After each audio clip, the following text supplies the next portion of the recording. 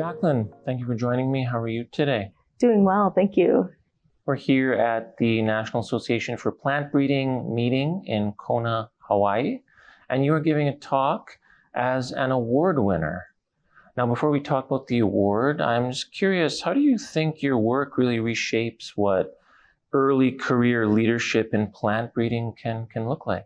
Yes, so I'm excited to be here at the conference. And actually, one of the things that I picked up yesterday during the commercial breeding bash, it was a sort of a party to celebrate with other commercial breeders, was that we have this legacy of individuals who have had extensive careers that are quite diverse in nature.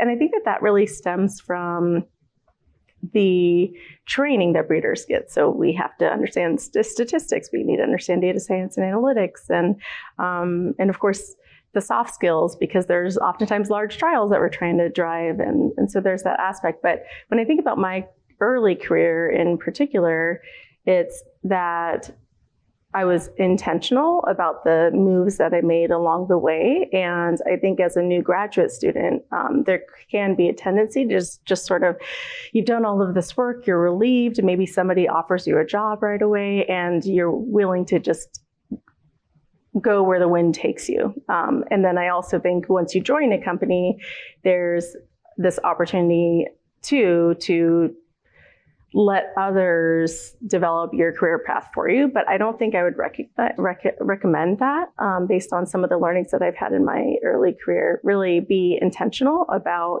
what the steps you want to take and what experiences you want to gain, and what your contributions are going to be to a role.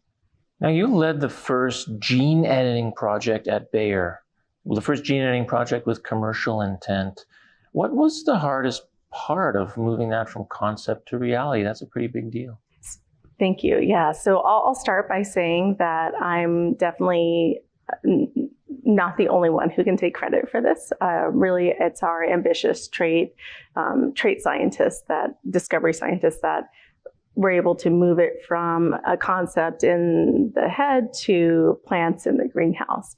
Now, where my role came into play was advancing the edit from phase 0 in discovery to phase 1, and the hardest part there was trying to think about what the value of the edit is, not from an inherent trait concept, because really it's a trait that's been out there from a breeding standpoint, but how can we use this concept to have learnings that will help us navigate this new genome editing environment?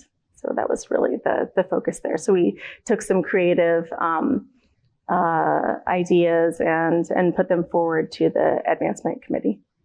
Yeah, that's a big first. I mean, leading, the first of anything. And how do you decide which firsts to pursue, and how do you know when it's time to move on to the next bold idea? Yeah, I think that's really good. So when it comes to the first, I think, some of those which first to move forward, it's going to be the ones that nag you, the ones that are in the back of your mind. And so you're dreaming about it, you're thinking about it occasionally throughout the day.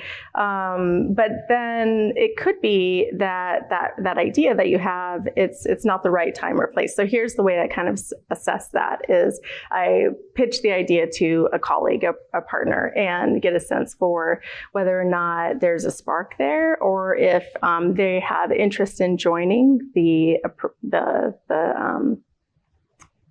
project with me. And then I generally wait to see if that grows. So if there's others that are also interested, then generally I can gather enough resources in order to move that idea or that first forward. If it fizzles, then it could be a sign that you need to pocket that idea for now. Maybe it's a great idea, but it's just not the right time, place. Maybe we have other resource priorities at the time, and you can bring it up at another date.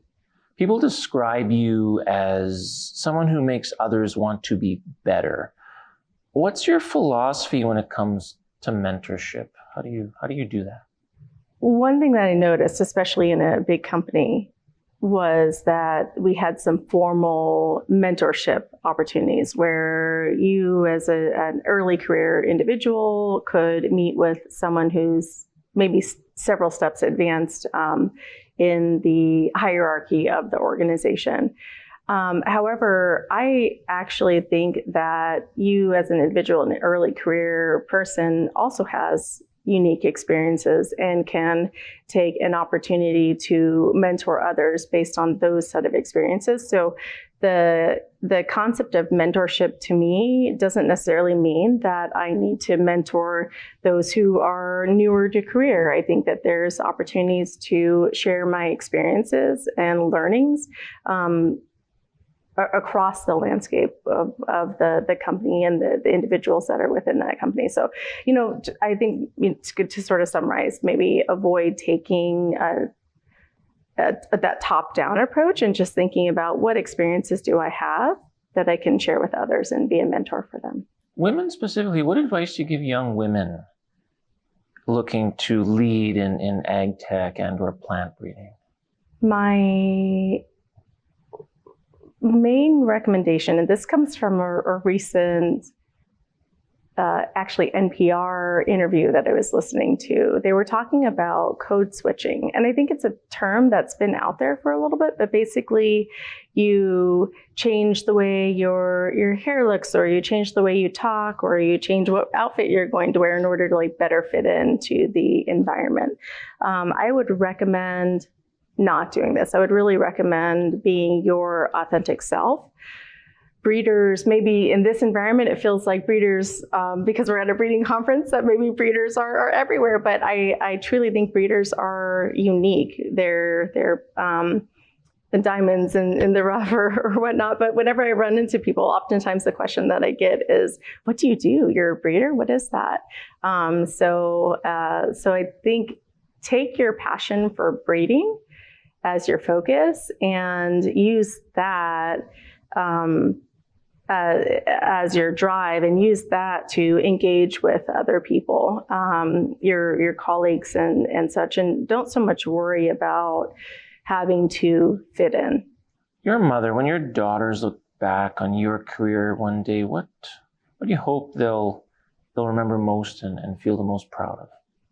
I want my children, one, obviously, to be proud that I pursued a career and pursued my passion, but that I was able, and maybe this is more of an aspiration, but that I was able to do it with a mindset of abundance, that I was able to invest in them as children and as they grow into young adults in a generous way, and that also I was able to invest in the community in a generous way, and that I was able to contribute to the workplace in a way that I could continue to advance my career, but also continue to advance that passion around health for all, hunger for none.